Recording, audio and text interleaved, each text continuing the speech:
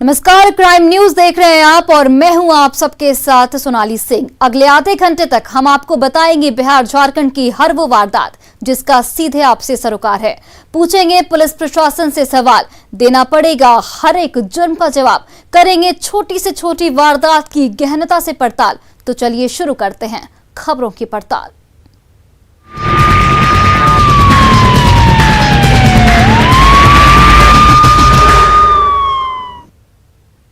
और बुलेटिन में सबसे पहले बात बेतिया की, जहां 4 धुर जमीन के लिए लोग एक दूसरे के खून के प्यासे हो गए। नगर थाना क्षेत्र के वार्ड नंबर 29 के बढ़ई टोला का ये पूरा मामला है, जहां 2 पक्ष आपस में भिड़ गए और जमकर मारपीट हुई, जिसमें लाठी डंडे और ईंट पत्थरों से हमला किया गया। पूरा मोहल्ला कई घंटों तक रण क्षेत्र में तब्दील रहा। बताया जा रहा है कि बढ़ई टोला के अमलेश प्रसाद ने 4 धुर जमीन मोहल्ले की एक महिला से खरीदी थी, लेकिन 2 साल बाद जमीन बेचने वाली महिला के नाती ने जमीन पर दावेदारी ठोक दी। अमलेश प्रसाद का आरोप है कि 2 दिन पहले उनके बेटे की गाड़ी रोककर उससे मारपीट की गई थी और आज घर में घुसकर हमला किया गया। वहीं दूसरे पक्ष का आरोप है कि हमला उन्होंने नहीं बल्कि अमलेश के घर वालों ने किया है। इस झड़प में दोनों पक्ष से 2 लोग घायल बताए जा रहे हैं, जिनका इलाज जीएमसीएच में चल रहा है। पूरे मामले पर पुलिस की कार्यशैली सवालों के घेरे में है, क्योंकि मारपीट के बाद जब अमलेश प्रसाद ने शिकायत दर्ज कराई तो मौके से 4 युवकों को हिरासत में लिया गया, लेकिन फिर पुलिस ने उन्हें छोड़ दिया। जिसके बाद अस्पताल में एक बार फिर दूसरे पक्ष ने अमलेश प्रसाद पर हमला किया। नगर थाने में दोनों पक्षों की तरफ से आवेदन दिया गया है।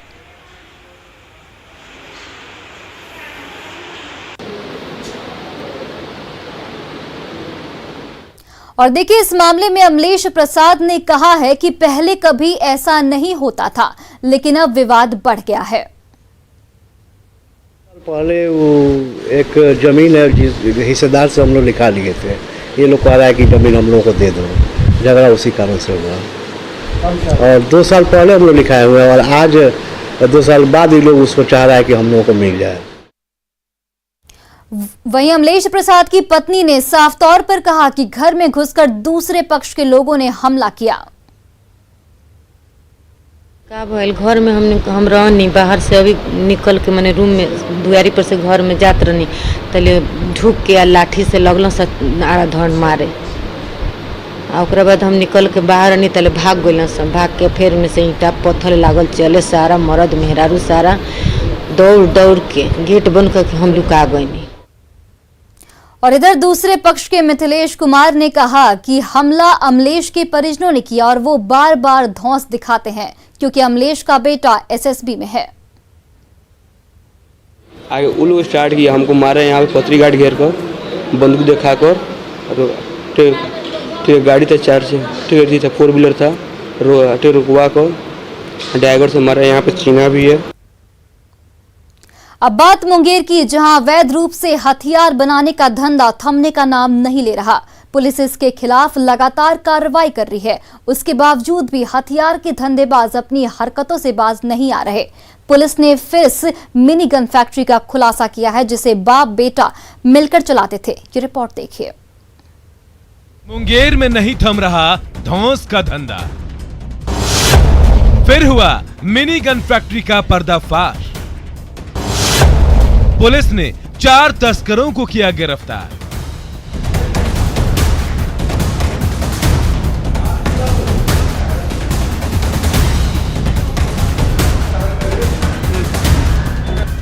यह हथियारों का शहर मुंगेर है, जो अपनी कारस्तानी को लेकर हमेशा सुर्खियों में बना रहता है। कभी हत्या तो कभी लूट तो कभी मुंगेर मेड हथियारों को लेकर। यहाँ गांव से लेकर शहर तक हथियारों का धंधा होता है। यहाँ के कारीगर अपने हाथों की कारीगरी को लेकर पूरी दुनिया में बदनाम है। यहाँ देसी कट्टे से लेकर कार्बाइन तक बनता है। दिन दहाड़े तबाही और मौत के सामान का सौदा होता है। हर वो अपराधी इसका खरीदार होता है जो जुर्म की दुनिया से ताल्लुक रखता है। पुलिस की लाख सख्ती के बाद भी ये धंधा थमने का नाम नहीं ले रहा। आए दिन हथियारों का जखीरा बरामद हो रहा है। इस बार मुफस्सिल थाने की पुलिस ने गंगा पार तौफीर दियारा में छापेमारी कर एक दो नहीं कुल 7 मिनी गन फैक्ट्री का खुलासा किया है। थाना अंतर्गत एक दियारा इलाका में हमारा मुफस्सिल थाना अध्यक्ष और उनका टीम जाके मिनी गन फैक्ट्री को पकड़ा गया है। कुछ उसमें हथियार भी मिला है। 4 लोगों का अरेस्टिंग भी हुआ है। कितने लोग की गिरफ्तारी हुई? 4 लोग। पुलिस ने गंगा पार तौफीर दियारा से मिनी गन फैक्ट्री को चलाने वाले मुख्य सरगना समेत 4 धंधेबाजों को गिरफ्तार किया है, जिसमें भूमि यादव, रोहित यादव, नीरू यादव, केवल यादव को गिरफ्तार किया गया है, जो मुफस्सिल थाना इलाके के मैं दरियापुर के रहने वाले हैं। पुलिस ने इनके पास से 2 तैयार बंदूक, 1 कट्टा, अर्धनिर्मित बंदूक और हथियार बनाने का सामान बरामद किया है। टीम अच्छा काम कर रहा है। किसी अवैध हथियार जो बनाना, मिनी गन फैक्ट्री जो होता है उनको पकड़ना, हमारा टीम को हमने निर्देश दिया है कि इस पर एक स्पेशल टीम भी बनाया गया है कि वो भी काम कर रहा है कि बहुत सारे हथियार हमारे पकड़ा गया कि अभी हम जब से 2 महीने से अभी काम कर रहे हैं उसमें बहुत सारा पकड़ा भी गया है और 1 हफ्ते में तो और ज़्यादा पकड़ा गया है। पुलिस की स्पेशल टीम लगातार हथियार तस्करों के खिलाफ कार्रवाई कर रही है और गिरफ्तार कर इन्हें जेल भी भेज रही है। और उसके बाद भी ये हथियार तस्कर अपनी हरकतों से बाज नहीं आ रहे हैं। इसकी बड़ी वजह यह है कि ये तस्कर उफनती गंगा को अपना ढाल बनाकर धौंस के सामान के धंधे को धड़ल्ले से चला रहे हैं और पुलिस को चकमा दे रहे हैं। लेकिन पुलिस ने इस बार हथियारों के सौदागरों के नापाक मंसूबों पर पानी फेरते हुए सभी को बेनकाब कर दिया। जरा सोचिए, अगर यह हथियार तैयार होकर अपराधियों तक पहुंच जाता तो क्या होता।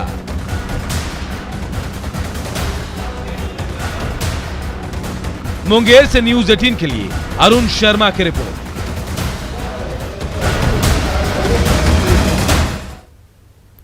वो पहुंचे थे हथियारों की डीलिंग करने और अपराध की योजना बनाने, लेकिन ऐन वक्त पर पुलिस ने दबिश देकर उनके नापाक मंसूबों पर पानी फेर दिया और सभी को सलाखों के पीछे पहुंचा दिया। ये रिपोर्ट देखिए। हथियार तस्करी के धंधे का पर्दाफाश। पुलिस ने 3 तस्करों को किया गिरफ्तार। हथियार, कारतूस और बाइक बरामद।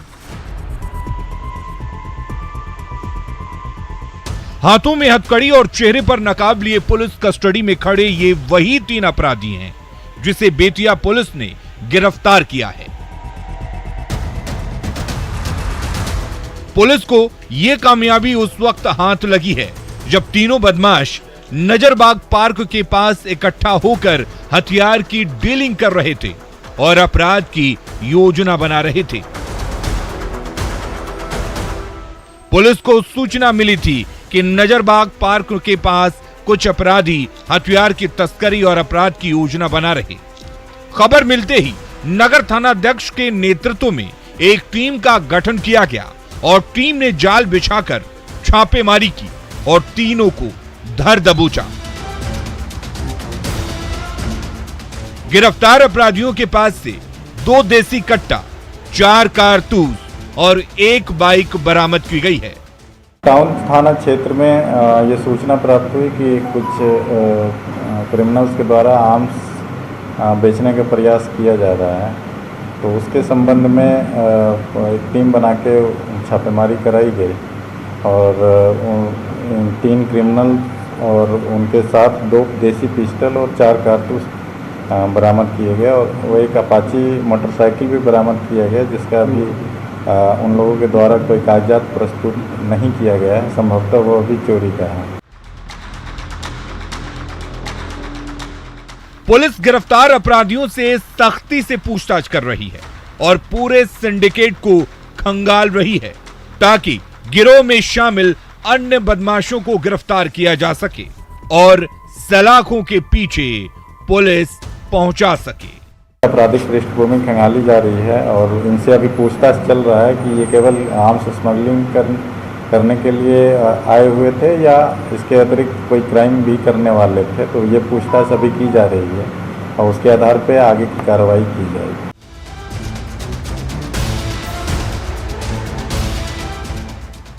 पुलिस गिरफ्तार बदमाशों का आपराधिक इतिहास भी खंगाल रही है। साथ ही ये भी पता कर रही है कि ये अपराधी सिर्फ हथियार की ही तस्करी करते हैं या आपराधिक वारदात को भी अंजाम देते हैं।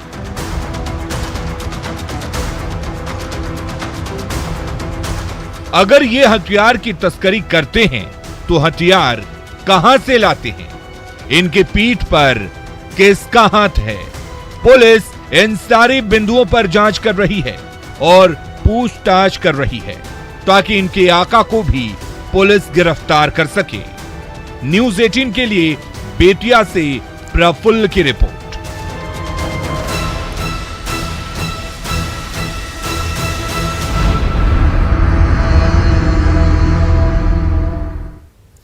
जुर्म करने वाला कितना भी शातिर हो, लेकिन मौकाए वारदात पर कोई न कोई सुराग जरूर छोड़ जाता है।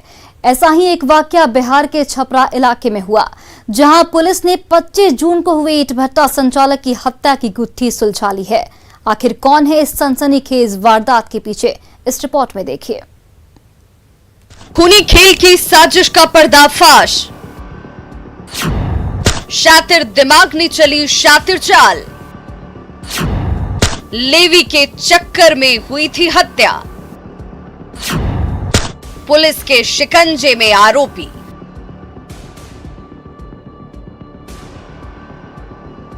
ये जो तस्वीर में आप देख रहे हैं, जिसमें हाथों में हथकड़ी और चेहरे पर काला कपड़ा लगाए ये लोग खड़े हैं, इनकी करतूतों को अगर आप जान जाएंगे तो हैरान हो जाएंगे। इन लोगों ने एक ऐसी दहशत भरी वारदात को अंजाम दिया है जिसे सुनकर आप भी दहल जाएंगे।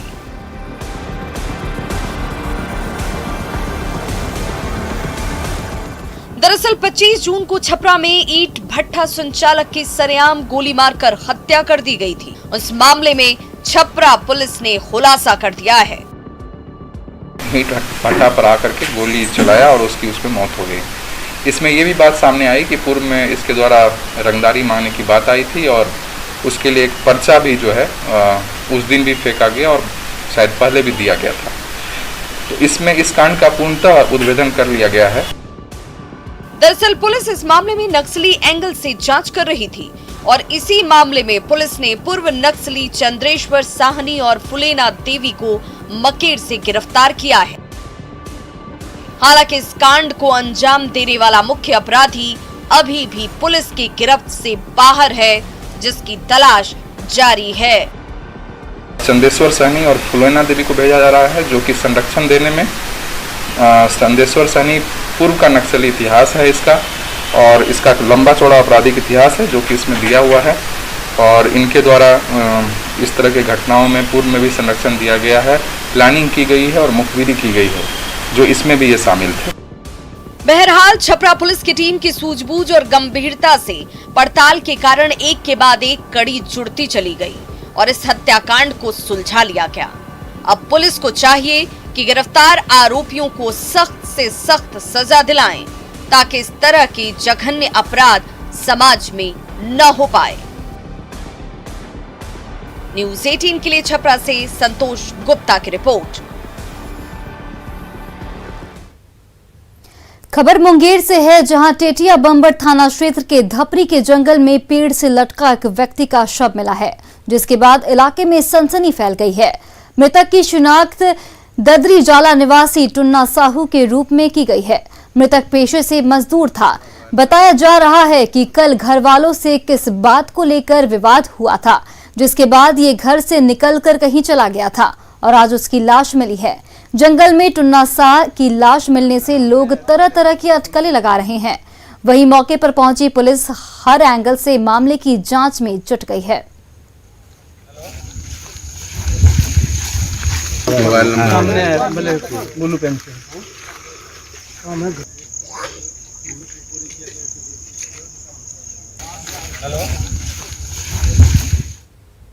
और इसी बीच जमुई से एक बड़ी खबर सामने आ रही है। 2014 लोकसभा चुनाव के दौरान लैंडमाइंस विस्फोट का मामला और अब इस मामले में पुलिस ने आरोपी को गिरफ्तार कर लिया है। हार्डकोर नक्सली धर्मेंद्र कोड़ा को गिरफ्तार किया गया है। वहीं लक्ष्मीपुर के चौकिया से ये गिरफ्तारी की गई है। आपको बता दें कि इस विस्फोट में सीआरपीएफ के 10 जवान घायल हुए थे। तो जमुई से एक बड़ी खबर सामने आ रही है, जहां पर 2014 लोकसभा चुनाव के दौरान लैंडमाइंस विस्फोट के मामले में एक आरोपी को गिरफ्तार कर लिया गया है।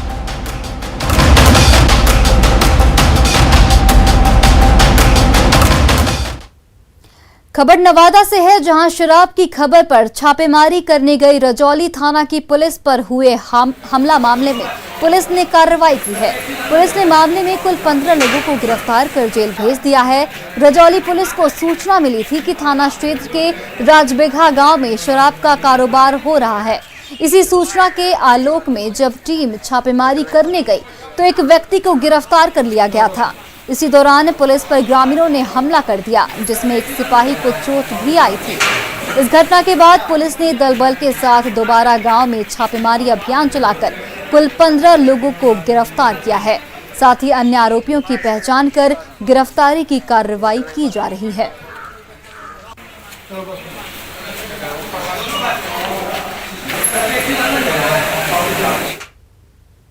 बांका में जमीन विवाद को लेकर दो पक्ष में जमकर लाठियां चली हैं, जिसमें 4 लोग जख्मी बताए जा रहे हैं।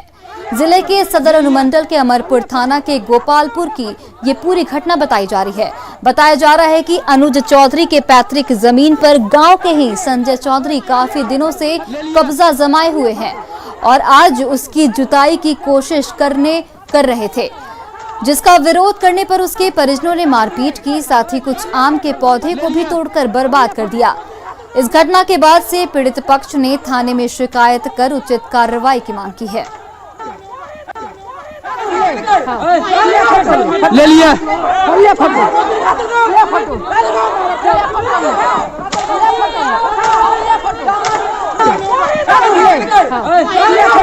ले लिया। बिहार में शराबबंदी के बाद और कोरोना काल के दौरान युवाओं में स्मैक और हेरोइन जैसे नशा का प्रभाव तेजी से फैल रहा है। कटिहार के साथ साथ सीमांचल के 15 से 25 साल के युवा इस आधुनिक नशा की इज्जत में हैं। कटिहार नशा मुक्ति केंद्र में इलाजरत ऐसे युवाओं के परिजन जहां बेहद परेशान हैं, वहीं नशा मुक्ति के काउंसलर और नोडल अधिकारी कहते हैं कि इलाज तो हो रहा है, लेकिन इसी तरह से अगर युवाओं में इस भयानक नशा का क्रेज बढ़ता रहा तो समाज के लिए खतरनाक साबित हो सकता है। नशा मुक्ति केंद्र के नोडल अधिकारी के अलावे पिछले कई सालों से नशा मुक्ति केंद्र में काउंसलिंग के काम कर रहे काउंसलर से बात की है हमारे सहयोगी सुब्रत ने। बिहार में शराबबंदी के बाद कई अल्टरनेट नशा समाज में एक बार फिर हावी होने लगा है। नज़ारा कटिहार के नशा मुक्ति केंद्र का है, जो आपको बताते चलते हैं। जो नशा मुक्ति केंद्र के जो रिकॉर्ड है उसमें पिछले कुछ दिनों से देखा यह जा रहा है, खासकर युवा पीढ़ी में स्मैक और हेरोइन जैसा नशा का ज़्यादा प्रभाव हो रहा है। इसको लेकर विभाग भी काफ़ी चिंतित है। क्या है इसका रोकथाम और क्या कर रहा है नशा मुक्ति केंद्र, इसके लिए हमारे साथ नोडल पदाधिकारी है। आइए बात करते हैं। सर, युवा पीढ़ियों में अचानक शराबबंदी के बाद एक नया लत देखा जा रहा है। हाँ, ये खास करके मतलब 15-16 साल से लेकर 25 साल के बीच के ही अधिकतर लोग हैं जो इधर हमारे पास मरीज आ रहे हैं, उसी एज ग्रुप के हैं। कुछ लोग एजेड भी हैं, लेकिन मैक्सिमम ग्रुप जो है इसी ग्रुप का है। उन लोग में कितना डरावना है स्मैक या हेरोइन? नहीं, है तो बहुत खतरनाक चीज तो है। हाँ, अभी फिलहाल के दिनों में स्मैक और गांजा, ये दो चीज बहुत ज्यादा बढ़ गया है। क्या है? एज ग्रुप लगभग वही 15 से लेके 25 एज ग्रुप है। कहाँ पेशेंट है मैक्सिमम? पेशेंट तो लगभग कटिहार का है, पूर्णिया का है, और पूर्णिया और कटिहार इन जिलों के आसपास के भी बहुत सारे पेशेंट आते हैं। ज्योति कुमारी, नशा मुक्ति केंद्र काउंसलर। तो निश्चित तौर पर ये एक खतरनाक ट्रेंड है और इससे निपटने के लिए सरकारी स्तर पर इस तरह का नशा मुक्ति केंद्र में कवायद तो हो ही रहा है, लेकिन हर उस परिजन को भी सजग होना पड़ेगा जिनके बच्चे इसके जद में आ रहे हैं, क्योंकि ये न सिर्फ आपके घर के लिए बल्कि समाज के लिए एक खतरनाक आंकड़ा आने वाले दिनों में पेश कर सकता है। सुब्रत, न्यूज़ 18 कटिहार। खबर मुजफ्फरपुर से है, जहां एक युवक की ईंट से कुचलकर हत्या कर दी गई। युवक की पहचान 26 वर्षीय राहुल झा के रूप में हुई है। घटना सदर थाना के अलकापुरी वार्ड संख्या 6 की है। मृतक के गले पर फंदे के निशान भी मिले हैं और चेहरे और गर्दन पर भी जख्म है। राहुल अलकापुरी निवासी राजेंद्र झा का बेटा था और 2 दिनों से गायब था। मंगलवार को राहुल का शव वार्ड संख्या 6 में एक निर्माणाधीन मकान से बरामद किया गया। शव मिलने की खबर मिलते ही मौके पर भारी भीड़ जुट गई। सूचना मिलने पर सदर थाना पुलिस भी वहां पहुंची। तब तक वहां सैकड़ों लोग पहुंच चुके थे। परिजनों ने बताया कि राहुल ऑटो चलाता था और वह 2 दिनों से गायब था, पर लगातार उसकी तलाश की जा रही थी।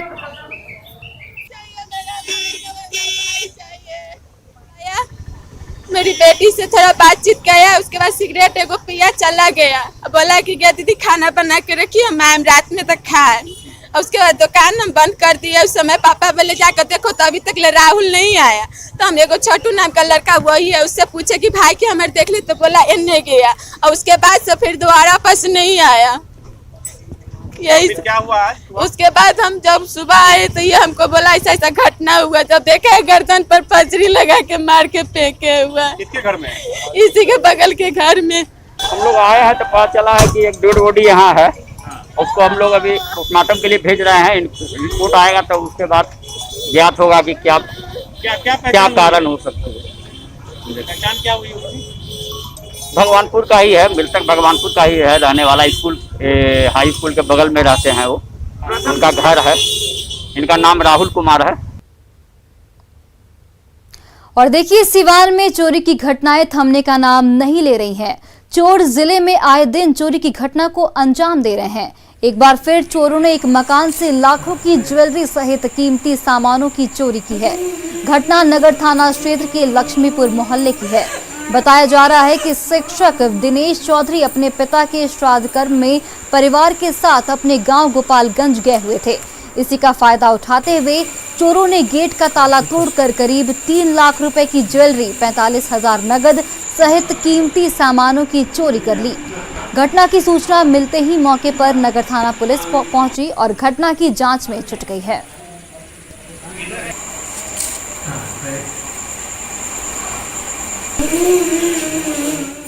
आवेदन भी दे दिए हैं। चोर लोग समझा देते हैं कि जो चोरी हुआ है सामान चुप चप ले आकर बिक दे। प्रशासन तो अपना काम कर भी करेगी, मगर हम लोग जनता का भी बनता है फौज कि हम लोग पता लगा रहे हैं। ठीक है, यहाँ देश विदेश के चोर आएगा नहीं सही सब ना। हम लोग इस पर माने विशेष ध्यान हम लोग का है। हम लोग व्यवस्था कर प्रशासन को दे देंगे कि फिर आइंदा ऐसा किसी घर में चोरी ना हो। नेटवर्क 18 फेडरल बैंक संजीवनी गाड़ी भारत के कोविड प्रभावित जिलों में जारी है। वैक्सीन के लिए जागरूकता फैलाने की हमारी इस मुहिम को आप भी अपना सहयोग दीजिए। चलिए आपको दिखाते हैं कि संजीवनी गाड़ी अब तक कहां-कहां गई और आज कहां है।